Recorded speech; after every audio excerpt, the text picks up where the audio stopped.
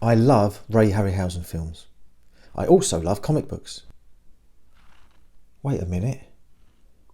I've had an idea.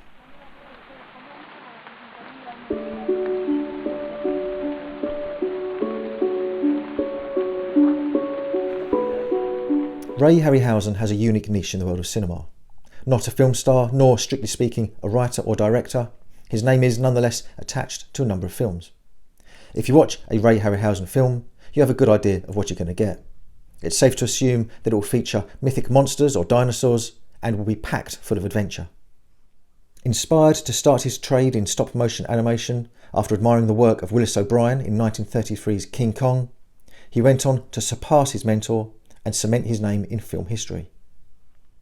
The first time that Ray was in charge of visual effects was in 1953's The Beast from 20,000 Fathoms. 3 more black and white films would follow, but it wasn't until his first colour feature that the first comic book adaptation of his work was produced.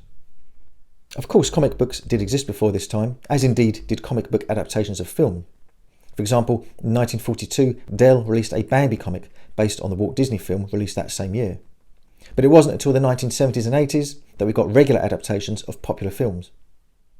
Box office hits such as Star Wars, Star Trek, Indiana Jones and some James Bond movies all got the treatment, as did future cult classics such as Blade Runner, Dune and Krull, Best Weapon Ever, and many, many more, the vast majority of which were published by Marvel. This would benefit the movie studios by generating more interest and advertising for their film, but it would also benefit us. This was an age before the internet, before DVDs and video, so if you wanted to relive a film you'd seen at the cinema, you either had to read the novelisation or the comic book adaptation of it. The benefit of the comic book, of course, is that you can actually see the characters, locations and other design elements without having to rely on your memory or a good vivid description. It was in 1975, in the early days of Marvel's film adaptation phase, that they fished through the archives and decided to adapt a film that had been released almost 20 years previously. The Seventh Voyage of Sinbad. This comic was released as part of the Marvel Spotlight series, a series that is best known for introducing characters such as Werewolf by Night, Ghost Rider and Spider-Woman, and it also gave some characters their first opportunity to headline a title, such as Moon Knight and Red Wolf. This cover is by legendary artist Gil Kane. He worked on... Actually, I'm not going to list them, that'll be silly. Basically, think of any 20th century superhero, Marvel or DC, and he's probably drawn them. He was also the co-creator of a number of characters, including Morbius the Living Vampire, Iron Fist, and also Green Lantern's Guy Gardner and Hal Jordan. So other than Gil, who are the people behind this adaptation? No, seriously, who are they? I'm looking at their names and I've never heard of them. It was written by John Warner, a man who was mainly active in the 1970s working on Marvel's black and white magazines. And the art was by Sonny Trinidad. I think I know his cousin, Cloudy Scotland. He also had a purple patch in the 70s, but never had any kind of extended run on any of the titles that he worked on. That said, he did work on Son of Satan, one of the few titles that was written by John Warner. So, not the best known of creative teams, but how did they get on adapting a cinema classic? It's always interesting seeing the difference between a film and its adaptation.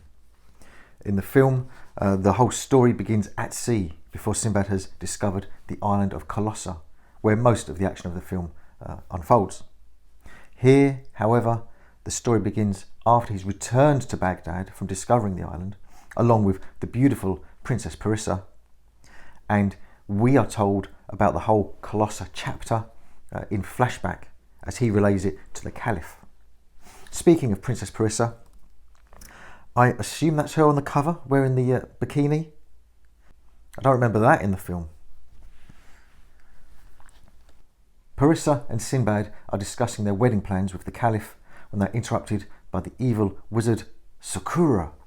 Sorry, the problem is, when you're reading any kind of adaptation of a film that you're really familiar with, it's difficult to not hear some of the names the way they were said in the film and hear some of the lines as they are said in the film.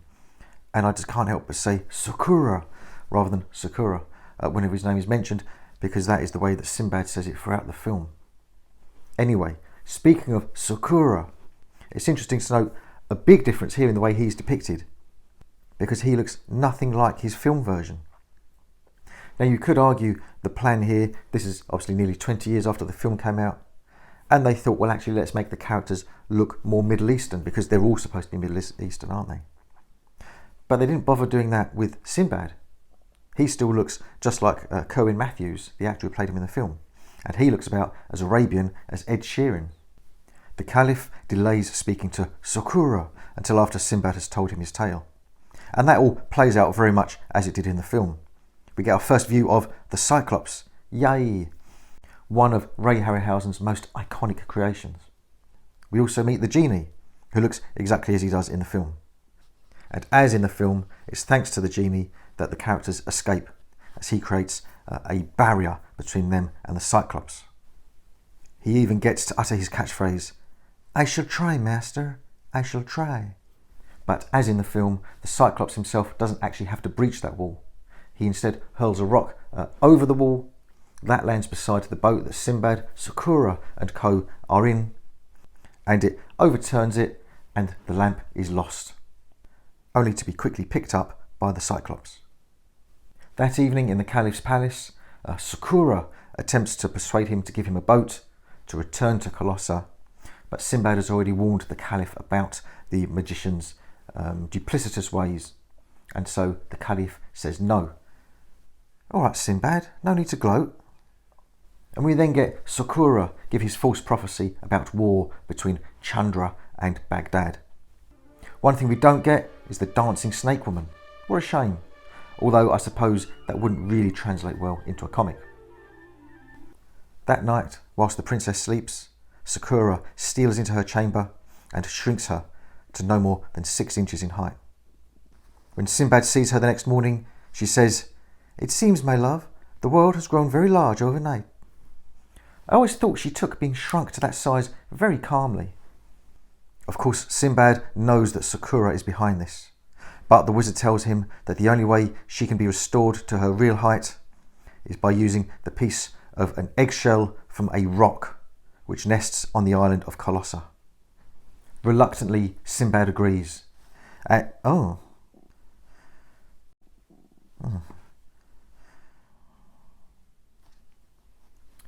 They recruit a crew, set sail, they try to mutiny, but it's all right now. Once on the island of Colossa, the crew quickly find the Cyclops' treasure hoard. But in no time at all, the Cyclops finds them, and then they find themselves in a cage. Sakura declines to help them, so Sinbad uses the shrunken princess to help get them out of their prison. Now free, Sinbad coaxes the Cyclops to the edge of a cliff by shouting, "Here, monster, I alone will face you. Come and catch me if you can, if you dare, coward beast." Coward beast. I like that. I'm going to use that next time someone cuts me up in the car. "You coward beast." Of course, the Cyclops goes over the edge of the cliff and dies. Although a big difference here is that he isn't first blinded by Sinbad. That's what helped Sinbad coax him towards the cliff in the film. Sakura has the lamp, but not for long, because Sinbad snatches it from him. Sinbad's crew have stumbled upon the egg of the giant two-headed bird known as the Roc, and they crack it open, wherein lies a giant chick that they roast and eat. Sinbad now, of course, has a piece of that shell, and he hands it to Sakura and says, "Go ahead to your castle, I will follow the princess later." Very trusting, and really, you can't trust someone with eyebrows like that. Now Parissa has the idea for her to crawl inside the magic lamp, to speak to the genie, to find out the magic words. More text. Yeah, he tells her. It's at that point that the parent Roc appears and attacks Sinbad and his crew. I thought I missed a page, but no. The Roc features for precisely 2 panels, and then that's it, vanishes, never spoken of again. Sakura has taken that opportunity, though, to grab hold of the princess and to take her to his castle, whilst Sinbad recovers from the fight. Sinbad then summons the genie, who tells him how to find the castle, and then helps him get past the dragon guard. Sinbad then finds Sakura, who is ready to revert the princess to her normal size. All he needs is the payment, which is of course the magic lamp. Sinbad says no, he'll have the lamp once the princess has been restored. Soon enough she is restored, but then Sinbad tells Sakura that he will have the lamp once they get safely to their ship, and this enrages the wizard. And he summons yet another iconic Ray Harryhausen creation, the Skeleton Warrior. And I've got to hand it to old Sunny Trinidad here. This is a good, dynamic retelling of that fight scene.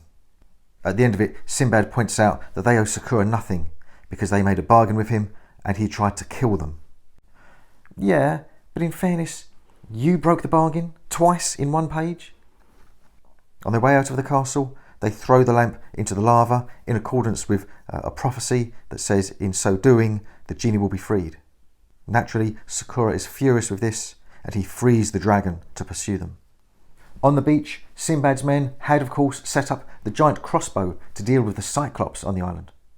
Now, however, it is a dragon that emerges from the cave mouth. And again, I've got to hand it to old Sunny. That's a great illustration. Then the Incredible Hulk recovers from an attack by the Abomination and the Wendigo by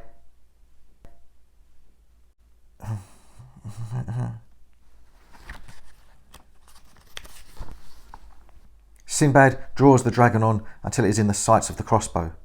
Sakura sees what is happening and tries to lure the dragon to safety, but it doesn't work. The crossbow is fired, the dragon is hit, and as it dies, it falls and lands on the evil wizard. As it says here, it is over. The violence, like the spasm of muscles pulled taut, concludes, save for the uneasy convulsions of kinetic life, feebly discovering its own death. What the hell is that supposed to mean? Anyway, we have just one more panel. Oh God. More text. Give me a moment. Okay, so the genie is now a real boy and they all got home safely. And that's that. So what of it? The artwork was fine, yeah, for the period. Nothing really wrong with it. But what about the story? Well, of course there were some bits cut out. And I can understand sections like the dancing snake woman. But what about towards the end when there's a battle between a Cyclops and the dragon? That was pretty awesome. It would have been great to have seen that in this. Instead, we got 3 big blocks of text. I suppose they helped to move the story along. But really, there's only 18 pages of story here. And there's a lot of story to get through in those pages. So I think it would have been better served with a 2 or maybe even a 3-issue adaptation. It could then have included the battle between the Cyclops and the dragon. It wouldn't have had to have rushed through some scenes. And could even have included some of the fights, like the fight between Sinbad and the attempted mutineers. Also, we never did get to see Parissa in that bikini. So a great film got an okay adaptation, albeit nearly 20 years after it was released. If only they'd released an adaptation at the same time as the film, back in 1958. Maybe they could have had people working on it that we'd heard of. Maybe even one of the greats. Do you know what? They did. Dell's 4-colour comics didn't just stop after releasing their version of Bambi. Throughout the title's long run from 1939 to the early 60s, it adapted and spun off various films and TV shows, especially, it seems, anything featuring a cowboy. In 1958, the year of the film's release, they adapted The Seventh Voyage of Sinbad. Okay, the photo cover, which looks like a colorised black and white photo, isn't great. But inside, we find not the work of jobbing writers and artists, but instead we find the writing of one of the Golden Age's most prolific scribes, and the artwork of friend of the show, Big John Buscema. I don't need to tell you about Big John, but I will anyway. A man whose name is synonymous with his work on Conan the Barbarian and the Savage Sword of Conan. He also produced acres of work for titles such as the Fantastic Four and the Avengers, along with many more. He always claimed to not enjoy working on superhero titles, so his preference for sword and sandal adventures make him a good fit for this. The writer was Gaylord Dubois. Don't laugh. Although he isn't a well-known name today, he was one of the most prolific writers of the Golden Age. He spent 25 years writing Tarzan's comic strip and particularly enjoyed writing cowboy stories, Hence, he produced a lot of work for Dell. So, after Marvel's retrospective efforts, how does the original compare? Now, you have to bear in mind, this came out in 1958. So, you've got to expect some differences in the style, even the quality of artwork between this version and the 1975 version. You can expect this to be a bit more simplistic, primitive even. Then again, the page oozes atmosphere, the fog almost pouring out of the pictures. The first big difference between this and the previous version we looked at is that this version actually does start the same way as the film, with Sinbad and his crew out at sea. The art in the other one was fine, but damn, Big John is nailing it on this one. Just look at Sadie, the maid, speaking to Sinbad. And already the pace of this is a lot more natural, a lot more comfortable for telling a story. But then it should, because this version is almost twice as long as the other, at 32 pages. It's interesting that neither adaptation shows the cave entrance as it looks in the film, although in this version, Sakura at least looks a lot more like his film version. Thinner, certainly, but at least he is bald and beardless. The Cyclops, though, that's a different story. Clearly he is a Cyclops, but equally clearly he doesn't look like Ray Harryhausen's version. The 1975 adaptation showed him very much mimicking Ray Harryhausen's creation, but this one doesn't, and I wonder why. I wonder if, like for example the Star Wars comic book adaptations that were being drawn and written at the same time that the films were being worked on, it meant that there were differences between the film and the adaptation because actually some things hadn't been finalised in the film yet. And I would guess that creatures like the Cyclops would have been the last elements added to the film. And so this was being drawn by Big John before he had actually seen those final sequences. Perhaps, I don't know, but it would explain it. And here's another example of why John Buscema's art is just so great. It's not just the physicality and the proportions of the characters involved, but you've got the clouds in the background on the horizon at sea. And look how the water is behaving around Sinbad's ankles. We know by looking at that he's running through the water. And you can almost hear those splashes, can't you? Interestingly, as Sinbad and his crew depart the island, the genie doesn't make an appearance and doesn't create a barrier between them and the Cyclops. But the Cyclops does still throw the rock, and as a result, Sakura, who is in the boat with Sinbad, loses the lamp, and the lamp is, as before, picked up by the Cyclops. Everyone makes it safely back to Baghdad, and thus far this has been very faithful to the original film. But here we get the first noticeable absentee, and that again is Sadie, the maid, performing the Snake Woman dance.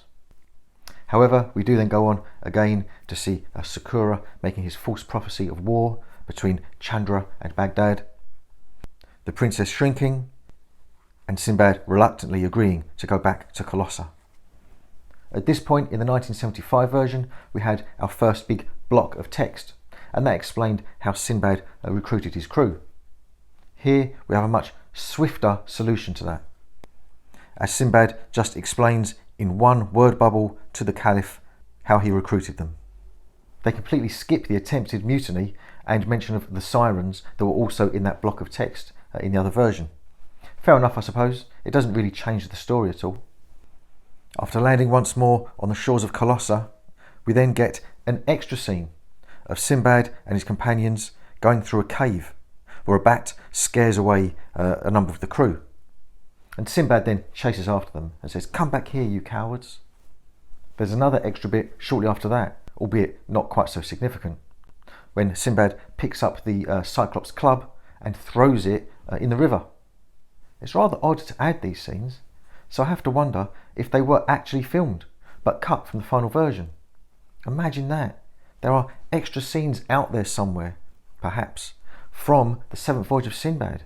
It would be great to see those. Sinbad's crew and the Cyclops find each other, and look at this beautiful sequence of hand illustrations. I know I'm a big John fan But come on. Of course, Sakura finds the lamp and the Princess Parissa frees most of Sinbad's men from the cage. Now this is interesting, because in the battle between Sinbad and the Cyclops, he does, in this version, blind the Cyclops. But it then says that he's blinded at least for a while, before Sinbad and his men head for the hills where they will be safe. And whatever happens to the Cyclops after this, we don't see him. So in the Marvel version, he wasn't blinded, but he was killed. And in the Dell version, he is blinded, perhaps temporarily, but isn't killed. Shortly after this, of course, the crew find the egg of the rock. As we know, the crew set about getting the chick out from the egg, and this time we only see the parent bird in one panel. And now we have another significant omission. Whether it was the decision of the editors or the decision of Gaylord Dubois, there is nowhere near as much focus on the genie in this version. But we do see the genie now. We are told that Parissa crawled into the lamp and that he told her the magic words, but we don't see it. Also, Parissa has not been kidnapped by Sakura. Instead, she stays with Sinbad, and the genie explains to them how they can find Sakura's castle. He also helps, and I mean physically helps them, get past the dragon. Sinbad shows his appreciation by saying, "Thanks, back into the lamp." "All right, Sinbad, someone's on a power trip, eh?" The princess is restored, Sinbad goes back on his word again, and the pair of them run to... No way. No skeleton battle. How can you leave out the skeleton battle? It is mentioned briefly on the inside rear cover, although the outfits that both Sinbad and the skeleton are wearing don't match up with either the film or the context of the story. But here's that word again. Iconic. How can you not have the skeleton battle in the seventh Voyage of Sinbad? What next? No Talos in Jason and the Argonauts? Instead, Sinbad and Parissa run back to the beach. There isn't even mention of the lamp being thrown into the lava, because as we know in this version, they're not really that interested in the lamp. We do see the lamp once more, as Sinbad throws it at the dragon. Yeah, that's the best use of a magic lamp. After that, Harufa, who in this version stayed with the crossbow on the beach, uses that to shoot the dragon. So again, no battle between the dragon and the Cyclops. Sakura meets the same fate, although here he isn't trying to shoo the dragon away. Instead, he's trying to get the lamp, which is underneath the dragon as it falls. Sinbad, Parissa and the crew are fully reunited, and they all head home together. That's it. No mention of Barani, the genie, who turns into a real boy at the end of the film, which is odd, because in the film, he is the third listed cast member. Overall, where this is concerned, this is a quality publication. The combination of John Buscema's sublime artwork with a story that has more space to breathe, along with other features, such as on the inside rear cover, Sinbad's other voyages. On the back of the whole thing, the map of Colossa. And for real Ray Harryhausen buffs, we even have a contemporary advert for the film on the inside front cover, in which, interestingly, Ray Harryhausen's name is listed above that of the director. And who was the director of this film? Exactly. Nobody remembers, because it's a Ray Harryhausen film, first and foremost. But there's more to it even than that. We've got 32 pages here, and apart from the advert for the actual film in the inside cover, there isn't a single other advert throughout the entire comic. Not at all. This is how comics should be. Compare that to the Marvel version, which had 18 pages of story and 17 pages of adverts, the final page being the front cover. If I was a young lad in 1958, I would read this 1,000 times. But you know what? As a middle-aged man in the 21st century, I think I still might. So that was the very first Ray Harryhausen film adaptation. Inevitably, being completed in just one issue, there were going to be changes, but it does seem odd to cut out one of the main characters. Happily for us, it wasn't the last Harryhausen adaptation. In fact, Every one of his films from this point on received a comic book adaptation. And Retro Marvel Man fans, you know us, we are going to look at each and every one of them. So, let's see what's next on the list of Harryhausen classics. Really?